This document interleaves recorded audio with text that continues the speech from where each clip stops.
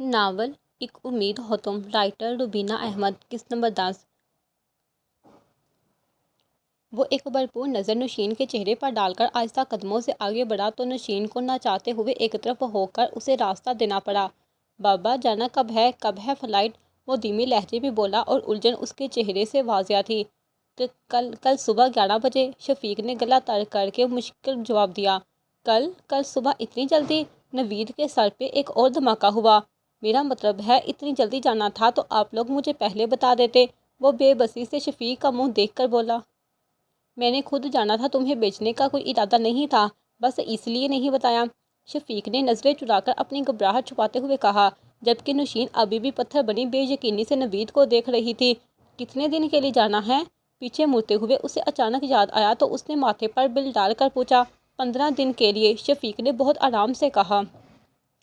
نوید کا منہ کھلے کا کھلا رہ گیا۔ وہ تھوڑی دیر کے لیے بول نہیں سکا، پھر ایک گہری سرد آہ بھری سر جھٹک کے رہ گیا۔ ماما آپ ٹینشن نہیں لیں، میں چلا جاؤں گا اور کوشش کروں گا کہ بابا کی طرح سب ہینڈل کروں۔ وہ اپنے ماتھے کو 2 انگلیوں سے مسلتے ہوئے بولا۔ آپ پلیز ریلیکس رہیں اور بابا کا خیال رکھیں۔ وہ واپس گھوما تو نوشین کا اترا ہوا چہرہ دیکھ کر اسے کندھوں سے تھام کر تسلی دی اور بمشکل مسکرا کر باہر نکل گیا۔ نوشین نے اس کے جاتے ہی آرام سے دروازہ بند کیا اور ڈے جانے والے انداز میں بیڈ پر بیٹھ گئی۔ اس نے کچھ نہیں سنا۔ نوشین، ریلیکس ہو جاؤ اور یہ لو پانی پیو۔ وہ سائڈ ٹیبل پر رکھا ہوا پانی کا گلاس نوشین کی طرف بڑھا کر بولے۔ مجھے لگا اس نے سب سن لیا ہے۔ نوشین پانی کا ایک گھونٹ بڑھ کر بولی۔ تم تسلی رکھو، سب ٹھیک ہے، پریشان نہیں ہو ورنہ اسے شک ہو جائے گا۔ وہ اس کے کندھے پر ہاتھ رکھ کر بولے۔ نوشین خشک ہونٹ تار کر کے سر ہلا گئی، مگر اس کے ماتھے پر نمی کے قطرے نمودار ہو چکے تھے۔ اگر ایک دن بھی میرے پاس اور ہوتا تو میں زینی سے مل کے اس سے بات کر کے جاتا۔ وہ جہازی سائز ونڈو میں کھڑا شہر کی ٹمٹماتی روشنیوں کو دیکھ کر سوچ رہا تھا۔ 15 دن بہت زیادہ تو نہیں ہے، مگر واپس آنے پر امی اور بابا پھر سے زینب سے ملوانے کے لیے کہیں گے تو پھر کیا کہوں گا میں؟ اس نے بیڈ پر بیٹھتے ہوئے گہری سرد آہ بھری۔ پتہ نہیں امی بابا کا زینی سے ملنے کے بعد کیا ریئیکشن ہوگا، وہ کیسے مانیں گے؟ اور خود زینی پتہ نہیں وہ کیا کہے گی، کیا کرے گی؟ وہ آرام سے اوندے منہ بیڈ پر گرا اور سختی سے آنکھیں مینچی۔ شیری ٹھیک کہتا تھا، جتنا آسان میں سمجھ رہا تھا اتنا آسان یہ سب ہے نہیں۔ اسے نیند نہیں آئی تو وہ بے چینی سے اپنے کمرے میں چکر کاٹتا رہا، مگر نوشین اور شفیق بے فکری کی میٹھی نیند سو گئے۔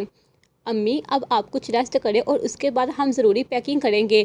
وہ بک کھول کر سامنے رکھ کر بیٹھی تھی، مگر اس کا دماغ کہیں اور تھا۔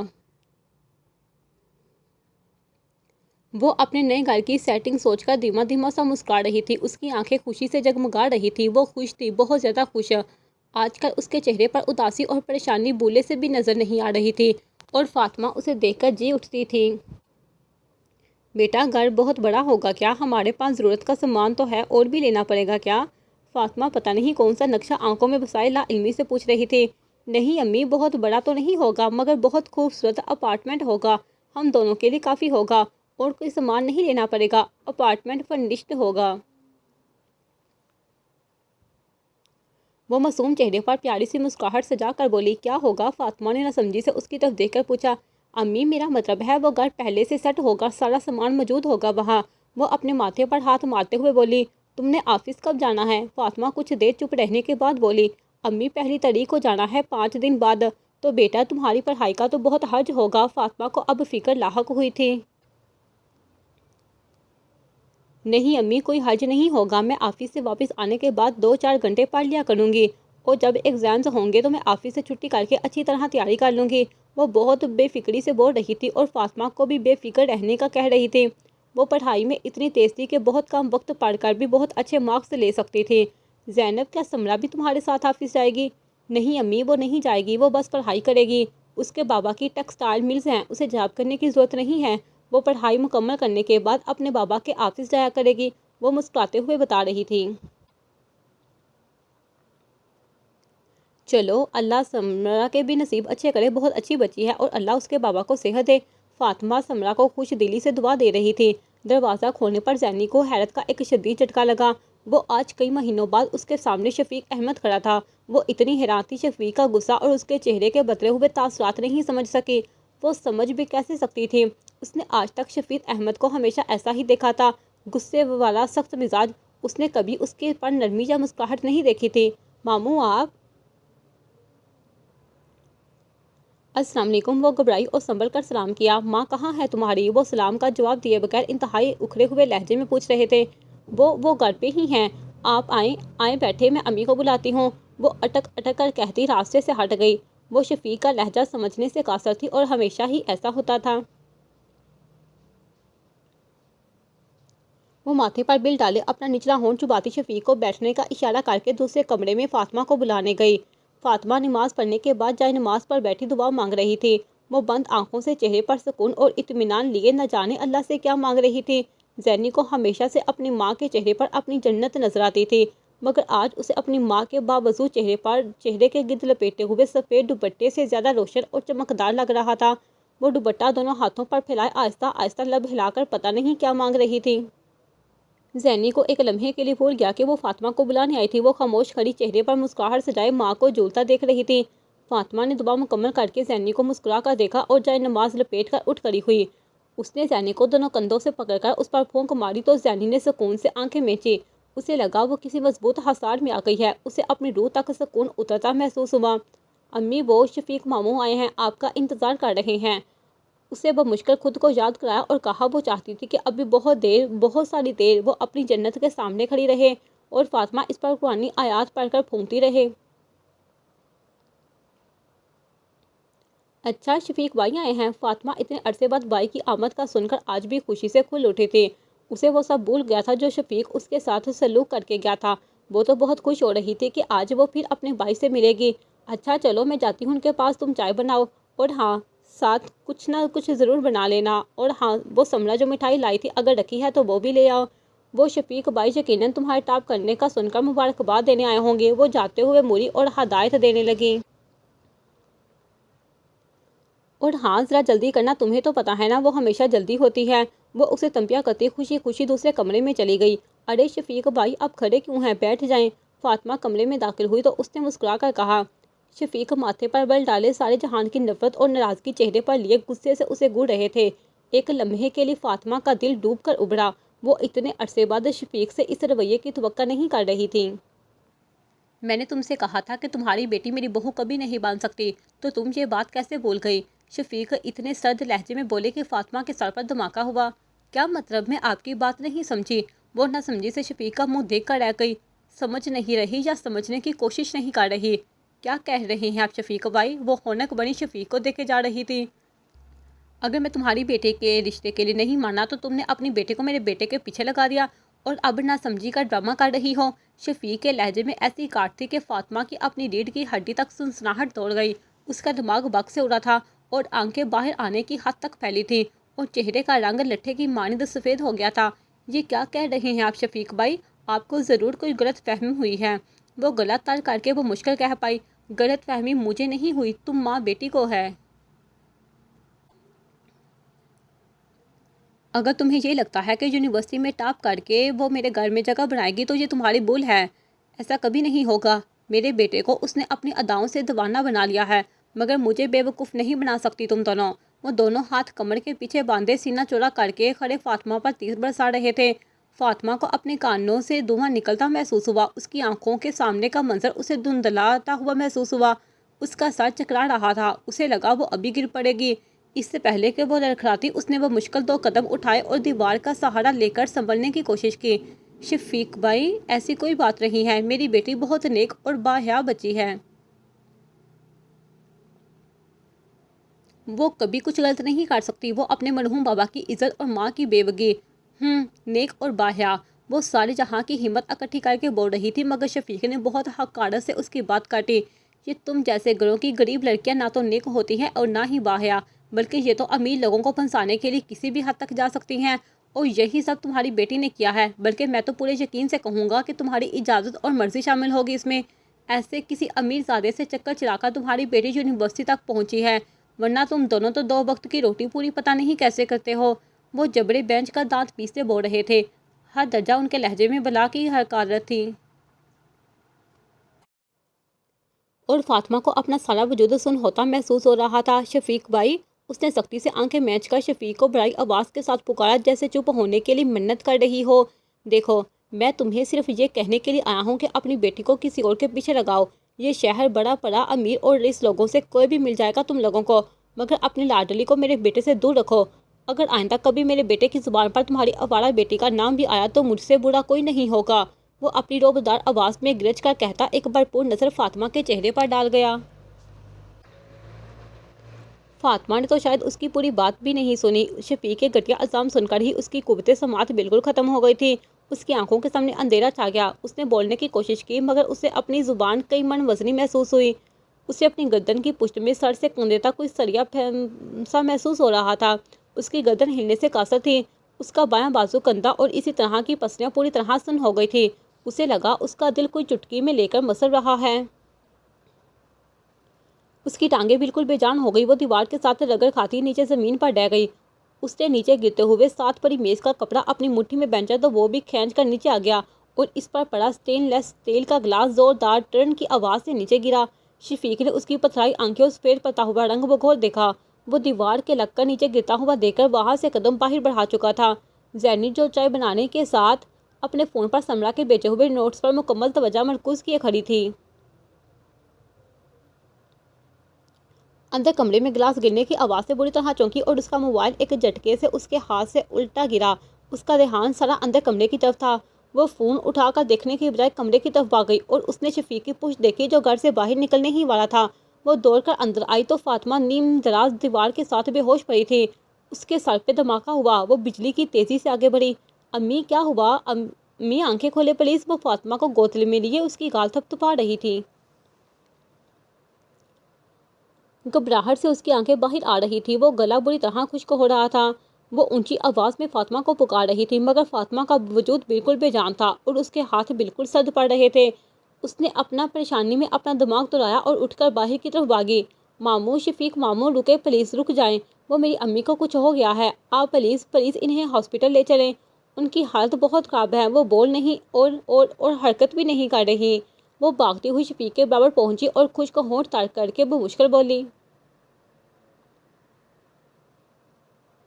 ہٹو میرے راستے سے، مجھے دیر ہو رہی ہے۔ شفیق آنکھوں پر سیاہ چشمہ ٹکاتے اتنے سرد لہجے میں بولے کہ زینی کی ریڑھ کی ہڈی تک سنسناہٹ دوڑ گئی۔ ماموں، امی کی طبیعت بہت خراب ہے، انہیں ہاسپٹل لے جانے میں میری مدد کرے پلیز، وہ لفظوں پر زور دیتی اپنی آواز بلند کر کے بولی جیسے شفیق کو سمجھانا چاہ رہی تھی۔ اسے لگا اسے سننے میں غلطی ہوئی ہے۔ آواز نیچی رکھو اور جا کر اپنی ماں کو بتاؤ کہ اس کے اس ڈرامے میں اس کی بات کبھی نہیں مانوں گا، اس نے بہت سخت لہجے میں کہا اور اپنے قدم آگے بڑھائے۔ ماموں رک جائیں پلیز، وہ تیزی سے ان کے سامنے کھڑی ہو کر بولی، آپ کو کوئی غلط فہمی ہو گئی ہے، امی کوئی ڈرامہ نہیں کر رہی ہیں، ان کی طبیعت واقعی خراب ہے، اگر آپ کو ان پر غصہ ہے تو کوئی بات نہیں، میں ان کو یہاں سے دور لے کے چلی جاؤں گی، بہت دور، میں کبھی بھی آپ کو اپنی شکل نہیں دکھاؤں گی۔ ماموں، آپ کو اللہ کا واسطہ ہے میری مدد کریں، میری امی کی حالت ٹھیک نہیں ہے۔ اس کی آنکھوں سے آنسو نکل کر بہہ گئے اور وہ شفیق کے سامنے باقاعدہ ہاتھ جوڑ کر سر جھکائے منت کر رہی تھی۔ مگر اس انسان نما پتھر پر نہ تو زینی کی منت کا کوئی اثر ہوا اور نہ ہی اس کے آنسوؤں کا۔ زینی اتنی خوددار تھی، اگر ایک جھلک بھی کسی کی آنکھوں میں اپنے لیے اجنبیت دیکھتی تو ساری عمر اسے دوبارہ مڑ کر دیکھنا گوارا نہ کرتی، مگر آج اس کی ساری خودداری، ساری انا کہیں دور بھاگ گئی تھی۔ اسے اس وقت صرف اپنی امی کی فکر تھی۔ وہ شفیق کے دھکا دینے سے لڑکھڑائی مگر سنبھل کر دوبارہ اس کی طرف مڑی۔ شفیق اتنی دیر میں گاڑی میں بیٹھ چکا تھا۔ ماموں رک جائیں پلیز، میں ساری زندگی آپ کی احسان مند رہوں گی، بس ایک بار میری امی کو ہسپتال لے چلے۔ شفیق گاڑی سٹارٹ کر چکا تھا مگر وہ پاگلوں کی طرح چلا چلا کر گاڑی کے شیشے پر ہاتھ مار رہی تھی۔ شفیق کی گاڑی زن سے وہاں سے چلی گئی اور وہ وہاں کھڑی چلاتی رہ گئی۔ اس نے ایک لمحے کے لیے بے یقینی سے شفیق کی گاڑی کے پیچھے اڑنے والی دھول کو دیکھا اور پھر واپس دوڑ کر لگا دی۔ وہ فاطمہ کو جیسے زمین پر پڑا چھوڑ کر گئی تھی وہ ویسے ہی وہاں بے جان پڑی تھی۔ اس نے فاطمہ کو آواز دیتے ہوئے اوپر اٹھانے کی کوشش کی مگر وہ تو خود نازک سی گڑیا تھی، وہ کہاں اپنے سے دگنا وزن اٹھا سکتی تھی۔ اس نے فاطمہ کو پھر سے وہیں چھوڑا اور پھر باہر دوڑ گئی۔ سلمیٰ خالہ دروازہ کھولے، سلمیٰ خالہ اللہ کا واسطہ ہے جلدی کرے، وہ درام درام دروازہ پیٹتی زور زور سے رو چلا رہی تھی۔ چند سیکنڈ پر وہ دروازہ پیٹنے کے بعد وہ اس سے اگلے دروازے پر پہنچ گئی۔ وہ دروازہ بھی اسی شدت سے پیٹا، پھر اس سے اگلا اور پھر اس سے بھی اگلا۔ وہ ننگے سر ایک پاؤں میں جوتا پہنے کسی دیوانی کی طرح روتی چلاتی پوری گلی میں دوڑ کر ہر دروازے پر دستک دے رہی تھی۔ اس ویسے ہی حواس باختہ ہوئی اسی سپیڈ سے واپس آئی اور فاطمہ کو گود میں لے کر اسے اونچا اونچا پکارنے اور رونے لگی۔ زینب بیٹا کیا ہوا ہے؟ ہائے اللہ کیا ہوا فاطمہ کو؟ سلمیٰ کمرے میں داخل ہوئی تو زینی اور فاطمہ کو دیکھ کر گھبرا کر بولی اور ایک ہاتھ سینے اور ایک ہاتھ کی انگلیاں ہونٹوں پر رکھ لی۔ کیا ہوا اسے؟ وہ جلدی تیزی سے آگے بڑھی اور فاطمہ کے پاس بیٹھ کر بولی پتہ نہیں خالہ کیا ہو گیا ہے میری امی کو؟ آپ دیکھیں نا یہ بولنے نہیں رہی اور اٹھ بھی نہیں رہی۔ وہ بری طرح ہچکیاں لیتے بولی اچھا تم چپ کرو، میں تمہارے خالو کو بھیجتی ہوں، وہ چوک سے گاڑی لے آتے ہیں، پھر ہم ہسپتال چلتے ہیں۔ وہ اس کے بکھرے بال کانوں کے پیچھے کرتی اسے چمکار کر تسلی دیتی جانے کے لیے اٹھ کھڑی ہوئی۔ اس وقت 2-3 اور محلے کی عورتیں بھی وہاں آ گئیں، وہ بھی فاطمہ کی حالت دیکھ کر بہت گھبرا گئی۔ ان سب نے مل کر فاطمہ کو چارپائی پر لٹایا۔ تقریباً 20 منٹ بعد سلمیٰ کا شوہر عابد چوک سے گاڑی لے کر آیا۔ وہ 20 منٹ زینی کو 20 سال لگے اور اس نے یہ وقت انگاروں پہ گزارا۔ وہ اپنے آپ پر ساری دنیا کا صبر برداشت اکٹھی کر کے ہسپتال پہنچی۔ سلمیٰ اور اس کا خاوند عابد اس کے ساتھ ہسپتال گئے۔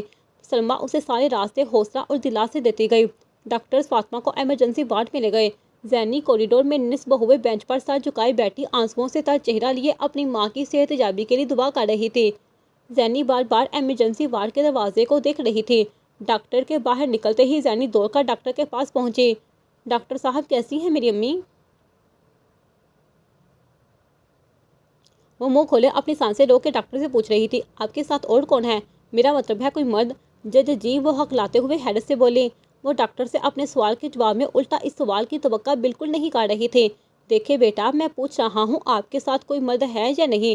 ڈاکٹر اپنا ماتھا مسلتے ہوئے نہایت تحمل سے بولے۔ جج جی ہیں، وہ عابد خالو ہیں، میرے ساتھ پڑوسی ہیں ہمارے، وہ باہر گئے ہیں۔ ہاں مجھے بتائیں کیسی ہیں میری امی؟ وہ اٹک اٹک کر بولتی اپنی ماں کی خیریت جاننے کے لیے بے چین ہو رہی تھی۔ بیٹا آئی ایم سوری، ہم آپ کی امی کو نہیں بچا سکے۔ ڈاکٹر بھی اس کی حالت دیکھ کر روانی میں نہیں بول سکا کہ کیا مطلب ہے آپ کا؟ ڈاکٹر صاحب آپ کو کوئی غلط فہمی ہوئی ہے، ایسا نہیں ہو سکتا۔ اس نے ڈاکٹر کی بات سنی اور سمجھی بھی، مگر پھر بھی اس نے اپنا گلا تر کر کے آنکھوں میں اتری نمی اندر دھکیلنے کی کوشش کی، مگر اس کے آنسو اس کے گالوں پر پھسل گئے۔ نہیں بیٹا ہمیں کوئی غلط فہمی نہیں ہوئی۔ ڈاکٹر ہونٹ بینچ کر سر کو ہلکا سا خم دے کر ایک بار پھر کہا۔ نہیں نہیں نہیں ڈاکٹر صاحب ایسا نہیں ہو سکتا، ایسا ہو ہی نہیں سکتا۔ میری امی مجھے چھوڑ کر کہیں نہیں جا سکتی۔ ڈاکٹر صاحب آپ پلیز ایک بار پھر چیک کر لیں انہیں پلیز، میرا اس دنیا میں میری امی کے علاوہ کوئی نہیں ہے۔ اگر انہیں کچھ ہو گیا تو میں کہاں جاؤں گی؟ ہمارا تو اپنا گھر بھی نہیں ہے۔ ڈاکٹر صاحب پلیز آپ کو اللہ کا واسطہ میری امی کو ٹھیک کر دیں، میرا ان کے سوا کوئی نہیں ہے۔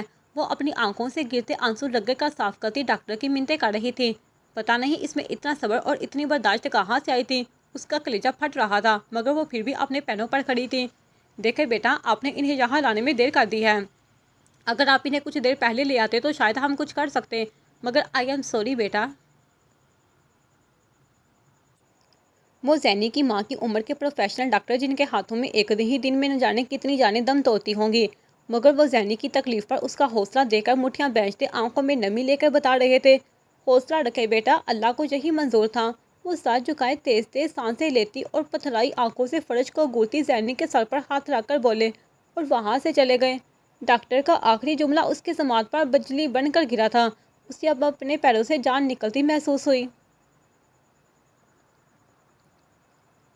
وہ ایک جھٹکے سے ماربلائی فرش پر دھڑام سے گری۔ وہ اپنی دونوں ہتھیلیاں فرش پر ٹکائے لمبے لمبے سانس کھینچ رہی تھی، جیسے اپنی بند ہوتی سانس بحال کرنے کی کوشش کر رہی ہو۔ وہ چیخ نہیں رہی تھی، نہ ہی شور شرابہ کر رہی تھی۔ اس کا درد اس کی آنکھوں سے بارش کی طرح برس رہا تھا۔ وہ کتنی دیر سے کھڑے ہونے کی کوشش کر رہی تھی مگر بے سود تھی۔ اس کی ماں اس دنیا سے چلی گئی ہے اور اب وہ اکیلی ہے۔ وہ یہ بات خود کو بتا رہی تھی مگر وہ جو صبح خوشی خوشی اس گھر سے اپنے نئے گھر میں جانے کی تیاری کر رہی تھی، اب وہ اپنی ماں کو سفید کفن میں لپٹا ہوا دیکھ رہی تھی۔ اس کی وہ ماں جو اس کے چہرے پر غم کی ایک سلوٹ دے کر تڑپ جایا کرتی تھی، آج وہی ماں اس کی آنکھوں میں آنسوؤں کا سمندر اتر جانے کے باوجود بھی خاموش سوئی ہوئی تھی۔ وہ گھٹنوں کا گرد بازو لپیٹے یکٹک اپنی ماں کا سفید بے جان چہرہ دیکھ رہی تھی۔ زینب تمہارے ماموں نہیں آئے؟ وہ نہیں آئیں گے کیا؟ اس کے ارد گرد بیٹھی عورتوں میں سے کسی نے زینی کو آواز دے کر پوچھا۔ وہ سوال تھا یا کوئی خنجر جو اس کے کلیجے کے پار ہوا تھا؟ نہیں وہ نہیں آئیں گے، اس نے سختی سے آنکھیں بند کر کے ایک گھونٹ بھر کے کہا۔ کیوں نہیں آئیں گے؟ ارے بھائی، سگا بھائی بہن کے جنازے میں نہیں آئے گا؟ کسی اور عورت کی آواز اس کی سماعت سے ٹکرائی۔ اس کے حلق تک کرواہٹ گل گئی۔ وہ یہاں نہیں ہیں، ملک سے باہر گئے ہیں، اس نے درستی سے جواب دیا۔ ارے بھائی، اتنے بڑے آدمی ہیں، اتنے پیسے والے ہیں، ان کے لیے واپس آنا کون سا کوئی مشکل کام ہے؟ ایک اور طنزیہ جملہ اس کی سماعت سے ٹکرایا تھا۔ ان کی طبیعت خراب ہے، وہ بیمار ہیں اور اتنی جلدی واپس نہیں آ سکتے۔ وہ نہ چاہتے ہوئے بھی جھوٹ پر جھوٹ بول رہی تھی۔ لوگوں کے سوال بند ہوئے تو تھوڑی دیر میں محلے کے لوگ اس کی ماں کا جنازہ اٹھا کر لے گئے۔ کوئی نہیں رکا اس کے رونے سے، نہ تڑپنے سے، نہ ہی فاطمہ کو منتیں کر کے پکارنے سے۔ آج اس کے گھر میں بہت عجیب اور خوفزدہ کرنے والی شام اتری تھی۔ کچھ سال پہلے جب اس کے بابا اس دنیا سے گئے تھے، تب بھی وہ بہت روئی تھی، بہت تڑپی تھی۔ مگر اسے اتنا خوف نہیں آیا تھا۔ وہ سارے دن رونے کے بعد اپنی ماں کی گود میں سر رکھ کر سوئی تھی۔ وہ سارا دن ہمت کر کے بیٹھی رہی، مگر رات ہوتے ہی تنہائی اور وحشت سے اس کا کلیجہ دہل رہا تھا۔ آج زندگی میں پہلی بار اسے یہ گھر اپنا نہیں لگ رہا تھا۔ وہ ساری رات اپنی ماں کا دوپٹہ اپنے سینے سے لگا کر روتی رہی۔ آج کوئی بھی نہیں تھا اس کے پاس، اسے تسلی دینے کے لیے، اسے چپ کرانے کے لیے۔ اس بڑی دنیا میں اس نے اپنا واحد اور اکلوتا رشتہ کھو دیا تھا، اور وہ بھی اپنے ہی سگے ماموں کی وجہ سے۔ وہ یہ نہیں جانتی تھی کہ فاطمہ اور شفیق کے درمیان کیا بات ہوئی ہے، مگر وہ اتنا جانتی تھی کہ فاطمہ کی طبیعت شفیق کی کسی بات پر خراب ہوئی تھی، اور پھر شفیق کے ہاسپٹل نہ لے جانے کی وجہ سے ہمیشہ کے لیے اسے اکیلا چھوڑ کر چلی گئی تھی۔ زینب بیٹا اٹھ جاؤ، صبح کی نماز کا وقت نکل رہا ہے۔ وہ فاطمہ کی آواز پر ہڑبڑا کر اٹھی۔ صبح صادق کا وقت تھا اور وہ فاطمہ کا دوپٹہ گود میں لیے اس کی چارپائی کے ساتھ لگی فرش پر بیٹھی تھی۔ کیا اس کی ماں نے اس سے نماز کے لیے جگایا تھا؟ وہ سسکیاں لے کر منہ میں بڑبڑائی۔ امی کیوں چلی گئی آپ مجھے اکیلا چھوڑ کر؟ آپ تو جانتی تھی کہ میں آپ کے بغیر نہیں رہ سکتی۔ امی میں کہاں جاؤں گی، کیا کروں گی؟ آپ ایک بار تو میرے بارے میں سوچتی۔ آپ نے ساری زندگی اپنے بھائی سے محبت کی، لیکن انہوں نے کیا کیا؟ آپ کی سانسیں چھین لی، مجھے یتیم بے آسرا کر دیا۔ میرے زندہ رہنے کی، میری خوشی رہنے کی آخری امید بھی ختم کر دی۔ امی آپ کیوں چلی گئیں، کیوں چلی گئیں آپ؟ وہ زور زور سے داڑیں مار مار کر رو رہی تھی۔ وہ فاطمہ کے جانے کے بعد پہلی بار اس طرح چیخ چیخ کر رو رہی تھی۔ زینی بیٹا کیوں رو رہی ہو؟ چپ ہو جاؤ، صبح صبح کا وقت ہے نا، اٹھو بیٹا، نماز پڑھو اور دعا کر فاطمہ کے لیے، اسے اب تمہاری دعا کی ضرورت ہے۔ اٹھو میری بچی، نہ رو، صبر کرو۔ سلمیٰ اسے بہلا بہلا کر چپ کروا رہی تھی۔ سلمیٰ اور کچھ اور محلے کی عورتیں کل سے اس کے پاس رکی ہوئی تھیں۔ اس نے نماز پڑھی، اپنی ماں کے لیے جنت اور اپنے لیے صبر مانگا۔ آج اسے اپنی ماں کی کئی باتیں یاد آ رہی تھیں۔ آج وہ خود سے وعدہ کر رہی تھی مضبوط ہونے کا، بہادر بننے کا، کسی سے نہ ڈرنے کا۔ زینی یار، اتنا سب کچھ ہو گیا، آنٹی کی ڈیتھ کو 4 دن ہو گئے ہیں اور تم نے مجھے بتایا ہی نہیں، اور اگر آج بھی میں خود نہ آتی تو مجھے تو پتہ ہی نہیں چلتا۔ زینی سمرا کے گلے لا کر خوب رونے کے بعد سوں کرتی اس کے سامنے بیٹھی تھی، اور سمرا اس سے دبا دبا سا شکوہ کر رہی تھی۔ میرا فون ٹوٹ گیا تھا، اور سچ پوچھو تو مجھے اتنا ہوش ہی نہیں تھا کہ میں کسی اور کے نمبر سے تمہیں بتاتی۔ کیا ہوا تھا آنٹی کو؟ اتنی بیمار تو نہیں تھی کہ وہ اس طرح؟ سمرا نے جملہ ادھورا چھوڑ دیا۔ ہارٹ اٹیک ہوا تھا انہیں، اور اتنی شدید نوعیت کا ہوا تھا کہ ذرا بھی مہلت نہیں ملی۔ آنٹی ہارٹ پیشنٹ تو نہیں تھی، تو پھر کیوں؟ سمرا اداسی اور بے یقینی سے بولی۔ جب سانس کی ڈور ٹوٹنی ہوتی ہے تو ضروری نہیں کوئی بہانہ ہماری مرضی کا ہو، وہ سرد آہ بھر کر بولی۔ اچھا یہ بتاؤ، اب جاب کا کیا کرو گی، جوائن کرو گی یا نہیں؟ سمرا سنجیدگی سے پوچھ رہی تھی۔ نہیں سمرا، میں جاب اپنی امی کے لیے کر رہی تھی، اب جب وہی نہیں رہی تو میں کیا کروں گی جاب کا؟ وہ سر جھکائے آنکھوں میں اتری نمی چھپا کر بولی۔ زینی تم یہاں اکیلے کیسے رہو گی؟ تم میرے ساتھ چلو پلیز۔ سمرا کافی دیر سے اس سے کہنے کی کوشش کر رہی تھی۔ کیا مطلب، کہاں چلوں؟ میرے ساتھ میرے گھر، اور کہاں؟ میں کیسے جا سکتی ہوں تمہارے ساتھ؟ کیوں نہیں جا سکتی؟ کیا میں تمہاری بہن نہیں ہوں؟ سمرا اس کے ہاتھ کو نرمی سے دبا کر بولی۔ ایسا نہیں ہے، تم ہو میری بہن، بلکہ سچ کہو تو اس دنیا میں بس ایک تم ہی ہو، میری اپنی، میری سگی۔ اس کی آواز رند گئی تھی اور آنسو گالوں پر پھسل گئے۔ حوصلہ رکھو زینی، اس طرح کب تک روتی رہو گی؟ پلیز چپ ہو جاؤ اور پیکنگ کرو اور میرے ساتھ چلو، اٹھو شاباش۔ سمرا اسے پیار سے بہلا کر کہہ رہی تھی۔ نہیں سمرا، تمہارے خلوص اور محبت پر مجھے کوئی شک نہیں ہے، مگر میں یہ گھر چھوڑ کر اکیلے کیسے چلی جاؤں، جہاں میں نے اپنا بچپن گزارا ہے، جہاں میں اپنے بابا کی گود میں کھیلی ہوں، جہاں اپنی ماں کے آنچل میں چھپ کر ساری دنیا کے سارے غموں سے محظوظ رہی ہوں۔ یہاں بہت سی یادیں ہیں میری، اس گھر میں، اس آنگن میں میری ماں کی خوشبو ہے، ان کے وجود کی مہک ہے، میں یہاں سے جانا نہیں چاہتی سمرا۔ وہ خلا میں گڑ گڑ بات کر رہی تھی اور آنسو اس کے خوبصورت رخسانوں پر پھسل رہے تھے۔ میں سمجھ سکتی ہوں تمہاری فیلنگز، مگر تم خود سوچو، آنٹی تھی تو اور بات تھی، تم اکیلے کیسے رہ سکتی ہو؟ اس ظالم دنیا کے بیری تو کہیں پر بھی اکیلی عورت کا جینا حرام کر دیتے ہیں، اور پھر یہ علاقہ تو ویسے بھی کسی اکیلی لڑکی کے رہنے کے قابل نہیں ہے۔ مجھے تمہاری فکر ہے اور میں تمہیں کبھی بھی ایسے اکیلا نہیں چھوڑ سکتی۔ وہ اس کا ہاتھ اپنے ہاتھ میں لے کر بہت پیار سے اسے سمجھا رہی تھی۔ اس کی تم فکر نہ کرو، اور اس محلے میں میری امی اور بابا کی بہت عزت ہے۔ میرے بابا یہاں کی مسجد کے امام تھے اور مجھے تو سب کی بیٹی کی طرح رکھتے ہیں۔ میں بالکل محفوظ رہوں گی۔ یہاں تم آتی جاتی رہنا، اور پھر ہم یونیورسٹی بھی تو ساتھ ہوں گے۔ وہ اپنے آنسو صاف کر کے سمرا کو تسلی دے کر بولی۔ سمرا اس کی بات سے مطمئن نہیں ہوئی، مگر پھر بھی ہلکا سا مسکرا کر اس کی بات مان گئی۔ فاطمہ کی ڈیتھ کے ایک ہفتے تک تو سلمیٰ اس کے ساتھ رات کو اس کے گھر میں سو جایا کرتی، مگر دن کو زینی سارا دن اکیلی رہتی۔ خالہ اور ویران گھر میں اب اسے وحشت ہونے لگی تھی۔ محلے والوں کی ہمدردی اور افسوس آہستہ ختم ہو گیا تھا، اور 2 دن سے زینی رات کو بھی اکیلی تھی۔ وہ آدھی رات تک نماز پڑھ کے جائے نماز پر بیٹھی دعائیں مانگتی رہتی اور فاطمہ کو یاد کر کے روتی رہتی۔ وہ ابھی نماز پڑھ کے لیٹی ہی تھی کہ اسے اپنے گھر کی چھت پر کچھ گرنے کی آہٹ محسوس ہوئی۔ وہ تیزی سے اٹھ کے بیٹھ گئی۔ نہیں، ڈرنے کی کوئی بات نہیں ہے، کوئی بلی ہوگی۔ وہ خشک ہوتے ہونٹوں پر زبان پھیر کر منہ میں ہی بڑبڑائی اور اپنے گھٹنوں کے گرد بازو لپیٹ کے بیٹھ گئی۔ وہ خود کو بہانہ بننے کا کہہ رہی تھی، مگر جب اسے واقعی اپنے گھر کی چھت پر کسی کے قدموں کی آہٹ محسوس ہوئی تو اس کا دل اچھل کر حلق میں آیا۔ وہ اپنا دل کانوں میں درختہ محسوس ہو رہا تھا۔ وہ بہت ہی عجیب صورتحال میں پھنس گئی تھی۔ وہ رات کے اس پہر کسی کو اپنی مدد کے لیے بھی نہیں بلا سکتی تھی، اور بلاتی بھی کیسے؟ اس کا اس دنیا میں تھا ہی کون؟ بس ایک ماں ہی تو تھی، اس کے جینے کی وجہ، اس کی کل کنایت، وہ ہر خوشی، اس کا سکون۔ لیکن اب اس کا سب کچھ چھین گیا تھا اس کے سگے ماموں شفیق کی وجہ سے۔ یہ خیال آتے ہی اس کے حلق تک کرواہٹ گل گئی۔ اس کی آنکھوں میں نفرت چھا رہی تھی۔ تھوڑی دیر پہلے خوف سے آدھا پسینہ اب غصے اور نفرت کی وجہ سے اور بھی زیادہ ہو رہا تھا۔ اس کی آنکھوں میں وہ منظر گم رہا جب وہ شفیق کے آگے اپنی ماں کی زندگی کے لیے ہاتھ جوڑ کر منت کر رہی تھی، اور وہ اسے نفرت سے ایک دھکیل کر چلا گیا تھا۔ وہ غصے میں سے مٹھیاں بینچ اپنے ہونٹ کاٹ رہی تھی۔ اسے بھول گیا تھا کہ تھوڑی دیر پہلے کوئی اس کی چھت پر کودا تھا۔ اسے یہ احساس تب ہوا جب اس نے اپنے دروازے پر ہلکی سی دستک محسوس ہوئی۔ اس کی آنکھیں بری طرح پھیلیں اور اسے اپنی ریڑھ کی ہڈی تک سنسناہٹ دوڑ گئی۔ وہ دونوں ہاتھوں کی انگلیاں سختی سے اپنے ہونٹوں پر رکھ کر اپنی سانس تک روکے بیٹھی تھی۔ وہ غیر محسوس تک اسی دستک اب اونچی اور تیز ہو چکی تھی۔ اس کا وجود بری طرح کانپ رہا تھا۔ وہ اپنی چیخیں اپنے حلق میں دبا کر بیٹھی تھی۔ پتہ نہیں دروازے پر کون تھا جو کچھ دیر دروازے پر دستک دینے کے بعد اب دروازہ بری طرح دھکیل رہا تھا۔ وہ اتنی بہادر نہیں کہ دروازہ کھول کر اس باہر کھڑے شخص کے ساتھ لڑتی۔ وہ یہاں کسی کو ٹھیک سے جانتی بھی نہیں تھی۔ اسے بالکل بھی اندازہ نہیں تھا کہ باہر کون ہے۔ اس کے پاس فون بھی نہیں تھا کہ کسی کو اپنی مدد کے لیے پکارتی۔ وہ جو کوئی بھی تھا 1 گھنٹے سے زیادہ وقت اس دروازے کو کھولنے کی کوشش کرتا رہا، اور زینی سانس روک کے دیوار کے ساتھ سمٹی بیٹھی رہی۔ وہ رات زینی پر بہت باری اور طویل تھی۔ وہ وہیں دیوار کے ساتھ جمی بیٹھی رہی۔ صبح اس کی آنکھیں بری طرح سوجی ہوئی تھیں۔ سر میں شدید درد اور بخار میں تپ رہی تھی۔ زینب، کیا حال بنایا ہوا ہے تم نے اپنا؟ سمرا اسے بستر پر بے سود پڑا دے کر چلا اٹھی تھی۔ اٹھو، شاباش، یہ جوس پیو۔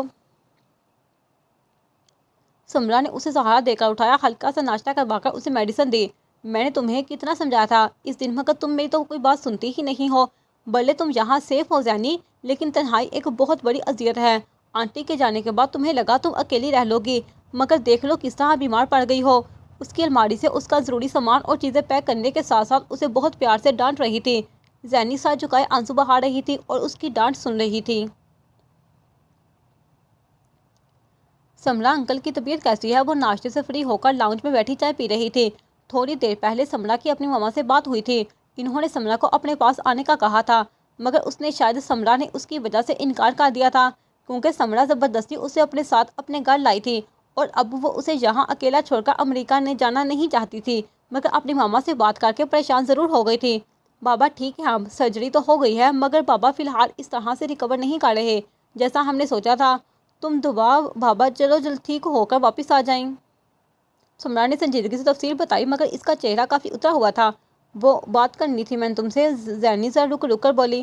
ہاں کہو، کیا بات ہے؟ سمرا جو اپنے فون پر متوجہ تھی اپنا موبائل ایک طرف رکھ کر اس کی طرف دیکھ کر بولی۔ میں کام کرنا چاہتی ہوں، میرا مطلب ہے مجھے جو جاب آفر ہوئی تھی وہ تھوڑا جھجکتے ہوئے دھیمے لہجے میں سر جھکا کر بولی۔ کیوں؟ تم نے تو منع کر دیا تھا، پھر اب کیوں کرنا چاہتی ہو؟ وہ حیرت سے سوالے نظروں سے اس کی طرف دیکھ رہی تھی۔ میں اب اکیلی نہیں ہوں، ایک ہفتے سے یہاں تمہارے ساتھ ہوں، پھر بھی بہت پریشان ہوں۔ تم بہت خیال رکھتی ہو میرا، میرے پاس سب کچھ ہے، مگر پھر بھی مجھے سکون نہیں ہے۔ کوشش کے باوجود بھی میں تھوڑی کے لیے صحیح، میں اپنی امی کو اپنے دماغ سے نہیں نکال پا رہی۔ سوچ رہی ہوں کام کروں گی تو آفس میں بزی رہوں گی اور واپس آ کر اپنی پڑھائی کروں گی تو شاید وقت اچھے سے گزر جائے۔ وہ بہت آرام اور تحمل سے اسے سمجھا رہی تھی۔ یہ تو بات ہے، یا کسی چیز کی ضرورت ہے؟ سمرا ہونٹ بینچ کا اسے بغور دیکھتے ہوئے بولی۔ کسی چیز کی ضرورت نہیں ہے، اور اگر ہوگی تو یہ میرا اپنا گھر ہے، میں خود لے لوں گی۔ زینی بہت پیار اور مان سے بولی۔ میں صبح ہی آفس جاؤں گی اور تم آنٹی اور انکل سے جا کر مل آؤ، انکل کی طبیعت ٹھیک نہیں ہے، وہ تمہیں مس کر رہے ہوں گے، اور جب تم وہاں جاؤ گی تو آدھے تو وہ تمہیں دیکھ کر ٹھیک ہو جائیں گے۔ وہ بہت آرام سے اس کی مشکل حل کر کے بولی۔ اور اگر میں چلی گئی تو تم یہاں اکیلے کیسی رہو گی؟ سمرا نے اس کی بات سن کر بہت آرام سے پوچھا۔ میں یہاں نہیں رہوں گی، اتنا بڑا گھر تو مجھے کاٹ کھانے کو دورے گا۔ میں اس فلیٹ میں رہوں گی جو مجھے آفس کی طرف سے ملے گا۔ ہاں، تم سے فیور چاہیے ہوگی کہ اپنے گھر سے کوئی میڈ میرے ساتھ بھیجنا، کام کے لیے نہیں بلکہ میرے ساتھ رہنے کے لیے۔ اس کی بات سن کر سمرا کے چہرے پر تھوڑی اداسی چھائی، مگر اس نے مسکرا کر سر ہلایا۔ ٹھیک ہے، جیسے تمہاری خوشی۔ وہ زینی کے ہاتھ کو نرمی سے دبا کر بولی۔ آ رہی ہوں بھائی، آ رہی ہوں۔ دروازے پر دستک ہوئی تو سلمیٰ بلند آواز میں بول کر دروازے کی طرف بڑھی۔ السلام علیکم۔ وعلیکم السلام۔ ایک خوبصورت اور گوڑا چٹا بہت ہی سلجھا ہوا لڑکا سوٹ بوٹ پہنے اس کے سامنے کھڑا تھا۔ سلمیٰ اس کے سلام کا جواب دے کر ہکا بکا اس کا چہرہ دیکھ رہی تھی۔ وہ آنٹی، اس ساتھ والے گھر میں تالا کیوں لگا ہے؟ زینی کہاں ہے؟ کچھ پتا ہے اس کا؟ وہ بہت مہذب طریقے سے زینی کے بارے میں پوچھ رہا تھا۔ تم شفیق بھائی کے بیٹے ہو؟ زینی کا پتہ بتانے کی بجائے سلمیٰ نے الٹا سوال کیا۔ جی ہاں، نوید نے حیرت سے اٹکتے ہوئے ہاں کی، مگر اسے حیرت کا شدید ترین جھٹکا لگا کہ اس کے بابا کو یہ عورت کیسے جانتی ہے۔ تم تو باہر کے ملک گئے ہوئے تھے، واپس آ گئے ہو؟ اس عورت نے شاید ساری فیملی کا پوچھا تھا، مگر نوید صرف اپنے بارے میں سمجھا۔ اس عورت کا اگلا سوال نوید کو اور بھی حیران کر گیا کہ اسے نوید کے سنگاپور جانے کا کیسے پتا تھا، کیونکہ یہ خبر تو زینی کو تھی اور نہ ہی سمرا کو۔ جی ہاں، نوید نے سر کو ہلکی سی جبلش دے کر کہا۔ شفیق بھائی کی طبیعت کیسی ہے؟ اب وہ بیمار تھے نا؟ ہر سوال نوید کو حیران پریشان کر رہا تھا۔ جی اب کافی بہتر ہے، وہ ایک گہرا سانس لے کر بولا۔ بتایا تھا زینی نے کہ اس کے ماموں کی طبیعت ٹھیک نہیں، وہ بہت بیمار ہیں، اس لیے تو سگی بہن کے جنازے کو کندھا تک نہ دے سکے۔ وہ عورت کافی افسوس سے کہہ رہی تھی، مگر نوید کے سر پر دھماکے ہو رہے تھے۔ وہ اس عورت کی باتیں سمجھ کر بھی نہ سمجھی سے اسے دیکھ رہا تھا۔ اس نے اپنے دمہ ہوتے اعصاب پر قابو پا کر اپنے سر کو جھٹکا دیا۔ آنٹی، آپ مجھے بتا دیں زینب کہاں ہے؟ نوید نے مزید کسی سوال سے پہلے پوچھ لیا۔ بیٹا، زینی کی ماں یعنی تمہاری پھپھو کے انتقال کے بعد وہ بہت اکیلی ہو گئی تھی، یہاں تو اسے اس کی کوئی دوست اپنے ساتھ لے گئی ہے، لیکن اس کے گھر کا مجھے پتہ نہیں ہے۔ اس نے آنا ہے یہاں، وہ اپنے گھر کا سامان میرے گھر پر ہی رکھ کر گئی ہے، تو جب وہ آئے گی میں اسے تمہارے آنے کا بتا دوں گی۔ وہ عورت جتنے وثوق سے بات کر رہی تھی، نوید کو اس سے مزید کوئی سوال پوچھنا بے وقوفی لگا۔ وہ اسے بری طرح الجھ کر واپس اپنی گاڑی میں بیٹھ گیا۔ یہ سب کیا تھا؟ کیا زینی کی امی میری پھپھو تھی؟ نہیں، ایسا کیسے ہو سکتا ہے؟ بابا نے کبھی نہیں بتایا کہ ان کی کوئی بہن بھی ہے۔ مگر یہ عورت، یہ تو بابا کو جانتی ہے، مجھے جانتی ہے، بابا کے بیمار ہونے کا علم ہے اسے، اور اسے تو یہ بھی پتا ہے کہ میں یہاں نہیں تھا۔ پریشانی سے اس کی ہوائیاں اڑی ہوئی تھی، اس کے ماتھے پر بار بار پسینہ نمودار ہو رہا تھا۔ اور زینی، کیا اسے پتا ہے کہ میں اس کا کزن ہوں؟ اگر پتا ہے تو اس نے کبھی مجھے کیوں نہیں بتایا؟ اور اگر نہیں پتا تو اسے بابا کی بیماری میرے باہر جانے کا کیسے پتا؟ وہ دونوں ہاتھوں سے اپنی کنپٹیاں مسل رہا تھا۔ وہ یہاں زینی کی ماں سے اپنے رشتے کی بات کرنے آیا تھا، مگر یہاں آ کر تو اس کا دماغ بالکل معاف ہو رہا تھا۔ خیر، فاطمہ آنٹی کے بارے میں تو میں ابھی جا کر بابا سے پوچھ لوں گا، مگر زینی کو کہاں ڈھونڈوں؟ سمرا کے علاوہ اس کی کوئی فرینڈ نہیں ہے، وہ یقیناً اسی کے گھر ہوگی۔